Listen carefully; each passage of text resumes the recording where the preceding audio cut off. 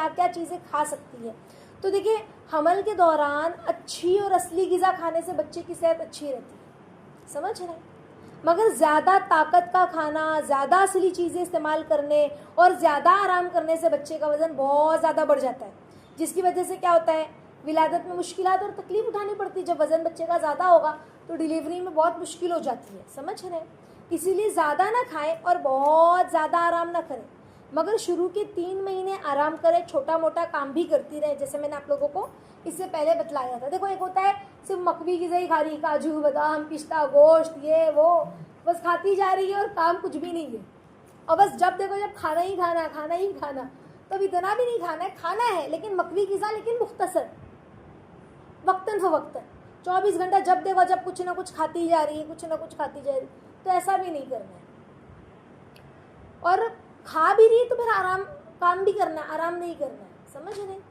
दूसरी जो बात है ना कि अल्लाह के नबी सल्लल्लाहु अलैहि वसल्लम ने क्या फरमाया, अगर औरत मौसमी अगर जो है वो खाए ना, तो उससे बच्चा खूबसूरत और खूबरू होगा, समझ रहे। मौसमी से इंशाअल्लाह, मौसमी जब औरत हमल के दौरान खाएगी तो बच्चा खूबसूरत और खूबरू होता है। और इसके अलावा अगर कोई औरत चौलाई जो होता है ना, वटाने, भेल भाल जिसे कहते हैं, उसमें वटाना, चना, चौलाई, राजमा सब मिक्स रहता है, वो खाती है ना, तो उससे उसका बच्चा चालाक ज़हीन होता है और माँ को दूध भी आता है, बढ़ता है। देखो, एक बात अच्छे से समझो, अब ये चौलाई वटाना रोज़ रोज़ नहीं खाना, कभी कभार, हाँ कभी कभार, 2 हफ्ते में एक बार, हफ्ते में एक बार या 2 हफ्ते में एक बार। तो गैस बहुत होती है तो फिर औरत परेशान हो जाएगी, तो उसको बेलबाल बोले आपा बहुत बच्चा चालाक पैदा हो तो रोज़ ही बेलबाल ही खा रही हो, तो ऐसा नहीं करना है। 10 दिन में एक बार, 2 हफ्ते में एक बार, इस तरह से, समझ रहे। अगर औरत हमल के दिनों में, देखो अक्सर औरतों को है ना उल्टियाँ बहुत होती है, मतली बहुत लगती है, तो कहा क्या, हमला औरत खोपरा जो है ना, खोपरा, सूखा खोपरा, वो शक्कर की गोली बनाए और उसको खाया करे, तो उल्टियाँ कम होगी, विलादत में आसानी भी होती है, और बच्चे की चमड़ी पर गर्म असरात नहीं होते गर्मी के, जैसे पेट में और किसी औरत को गर्मी इतनी होती है ना कि बच्चे के को भी गर्मी उतर जाए, तो कहा कि वो खोपरे की, चाहे गीला सूखा खोपरे की गोलियाँ, खोपरा शक्कर खोपरे की गोली होती है ना, मिठाई बर्फी जो भी हम कह लें, वो खाएगी इंशाल्लाह। तो फिर तो क्या होता है, हाँ मतलब हमल के दिनों में तो मतली होती है, किसी को औरतों को उल्टियाँ बहुत होती है ना, मतलियाँ बहुत होती है, तो बच्चा गोरा भी होता है, जल्दी भी अच्छी मजबूत होती है, कभी पैदा होता है बच्चा, है ना। देखो अक्सर उल्टी वगैरह किसको ज़्यादा होगी, गैस ज़्यादा होगी, पेट में गर्माहट ज़्यादा होगी, पित्त ज़्यादा होगी, ऐसा बनती रहेगी, है ना, एसिड ज़्यादा बनेगी बिस्मिल्लाह, तो ऐसा होगा। जब ऐसा होगा तो पेट में गर्मी है मतलब, तो कुछ ठंडी चीज़ें हमको पेट में हल्की फुल्की खानी है ना, अब इतनी भी ठंडी नहीं कि हमको जुकाम ही बिस्मिल्लाह होने लगे, यानी जिसके अंदर थोड़ा ठंडा असर हो, तो खोपरे की गोलियां वगैरह खाने से, खोपरा है उसकी बर्फ़ी हो गई, या कच्चा खोपरा हमने ऐसे नॉर्मल खोपरा खा लिया। अल्लाह के नबी सल्लल्लाहु अलैहि वसल्लम हमला औरत को खजूर खाने के लिए कहते थे और उसके फ़ायदे भी बयान फरमाते थे खजूर के। खजूर खाने से हमल के आखिरी दिनों के, महीने के जो आखिरी दिनों में विलादत में देर नहीं होती, जो औरत बराबर हमल के दिनों में खजूर खाती है ना, तो उसको जो है वह आखिरी महीने में विलादत में देरी नहीं होती। किसी को देखो पूरा दिन चला जाता है, बेचारी तकलीफ़ में गुजार देती है औरत, पूरा दिन दर्द ज़हन में मुब्तला रहती है, आधा दिन दर्द ज़हन में मुब्तला रहती है। और कुछ औरतों का ऐसा है कि बस ले गए, लेबर पेन हुआ, फ़ौरन बच्चा भी हो गया बहुत आसानी से, तो खजूर वगैरह का इस्तेमाल करें, समझ रहे हैं। दूसरी तरफ विलादत के बाद ब्लीडिंग में भी कमी आती है, खजूर वगैरह ज़्यादा अच्छे से, ज़्यादा बोले तो बहुत ज़्यादा नहीं, यानी दिन में 2, 3, 4 खजूरें खा ली, समझ रहे हैं, रोज़, इस तरह से, तो विलादत के बाद ज़्यादा ब्लीडिंग भी नहीं होती है। किसी को ना ऐसा भी होता है कि ना डिलीवरी में इतनी ब्लीडिंग होती है कि उसको खून चढ़ाना पड़ता है, ब्लड प्रेशर लो होने लगता है, ब्लीडिंग बहुत ज़्यादा होने लगी, तो ऐसी प्रॉब्लम भी होने लगती है, समझ रहे हैं।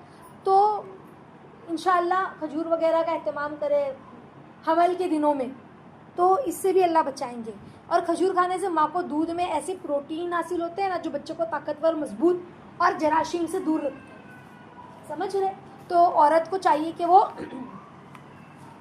खजूर इस्तेमाल करती रहे, समझ रहे, और हमल के दिनों में भी और हमल के बाद भी। और हमला औरत को ग़िज़ा कौन सी नुकसान करती है, अच्छे से समझें। कौन सी ग़िज़ा हमला औरत को नहीं खानी चाहिए? तो लोबिया जो होता है ना, वो क्या कहते हैं, लाल लाल चौली जैसा होता है, समझ रहे हैं? यानी राजमा नहीं, राजमे से थोड़ा छोटा है, राजमे जैसा रहता है, उसको लूबिया बोलते हैं। वो बीज, वो नहीं खाना है। इसी तरह चना तिल, ये बहुत नहीं खाना है। थोड़ा बहुत कभी खा लिया। चना है, तिल है, गाजर है, मूली है, चुकंदर है। चुकंदर भी, बीट रूट होता है ना, बीट रूट, मूली, ठंडी के सीज़न अभी शुरू हो गया, मूलियाँ भी आने लगेगी ना, तो मूली का सलाद, इससे भी परहेज़ करना है। चुकंदर नहीं खाए। ज़्यादा मिर्ची का इस्तेमाल ना करें। क्या होता है, ज़्यादा मिर्ची खाएगी, एसिडिटी, गैस, औरत परेशान हो जाएगी, समझ रहे हैं ना। इसी तरह से ज़्यादा खटाई का, अब हमला औरत को है ना अक्सर खट्टी चीज़ें खाने का दिल होता है, तो बहुत नहीं खाना, कभी थोड़ा बहुत चख लिया। अब वो क्या होता है, बार बार मंगा के खा रहे, तो ये भी अच्छी चीज़ नहीं है। ज़्यादा खटाई नहीं खाना है। तरबूज, खरबूज, मास्कमेलन, वाटरमेलन जिसे कहते हैं ना, इसको भी नहीं खाना है। यानी एक आध पीस खा लिया, ज़्यादा भरपेट नहीं खाना है। इसी तरह से माश की दाल ज़्यादा इस्तेमाल नहीं करनी है ना। ऑरेंज वाली दाल होती है ना, हाँ, उड़द दाल जो होती है ना, ऑरेंज दाल नहीं, माफ़ करना, उड़द दाल, वो ज़्यादा इस्तेमाल नहीं करना है। कभी कभी इस्तेमाल करने में कोई हर्ज नहीं है, थोड़ा बहुत कभी खा लिया, लेकिन उड़द की दाल बार बार इस्तेमाल नहीं करनी है, ज़्यादा इस्तेमाल नहीं करनी है। थोड़ी बहुत कभी खा ली तो खा ली। और कौन सी ग़िज़ा हामला औरत को नुकसान नहीं करती? अंगूर, अच्छे से खा ले भरपेट, अच्छा है उसके लिए। अमरूद, समझ रहे, अच्छे से खा ले, जिसको पेरू बोलते हैं आप लोग अपनी ज़ुबान में, समझ रहे, अमरूद। इसी तरह से नाशपाती भी सेहत के लिए अच्छी है, समझ रहे। नाशपाती यानी पेड़ होता है ना, पेड़ की तरह नरम वाली जो होती है, पेड़ वो नरम वाली जो होती है, नाशपाती। इसी तरह से सेब, तो अमरूद और नाशपाती, सेब, अनार, फिर बटेर, तीतर बटेर जो ये परिंदा होता है, समझ रहे हैं, ये भी खाएगी तो सेहत के लिए अच्छी चीज़ है, कोई वो नहीं है, समझ रहे। इसी तरह से छोटे हलाल परिंदों का गोश्त भी हम हालत अमल में खा सकती है। जब अंदर से दिल धड़के तो 2-4 घूंट गर्म पानी या गरम जो है गुलाबे अर्क का पी ले। अंदर से बेचैनी घबराहट होती है ना, तो हम क्या करते हैं, ठंडा पानी पीते,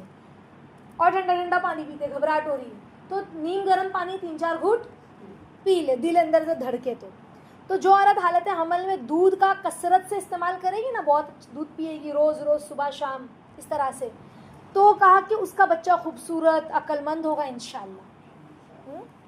अगर खालिस दूध ना पिया जाए, किसी को तो सिर्फ दूध नहीं अच्छा लगता पीने, दही खा लेंगे, खीर खा लेंगे, लेकिन दूध नहीं पिएंगे कि भाई हमसे सिर्फ दूध नहीं पिया जाता, उसकी खुशबू नहीं अच्छी लगती है, तो फिर वो क्या करे कि दही खा ले, दूध नहीं पिया जाए ना, दही खा ले, खीर खा ले, लस्सी पी ले, शीर खुरमा बना के पी ले, समझ रहे, दूध का शरबत, रूअफ़ज़ा वगैरह कुछ डालकर पी लिया, इस तरह से तो पी सकती, इस तरह से अलग अलग तरीके से। अब आप बोला आप चाय भी पी सकते, तो चाय नहीं पी सकते, ठीक है। ये सारी चीज़ें जो है इंसान दूध का इस्तेमाल, अव्वल तो खालिस दूध पिए, लेकिन अगर खालिस दूध नहीं पिया जा रहा है तो दही, लस्सी, शीर खुरमा, इसके अलावा कुछ और जो है दूध का शरबत बना के पी ले।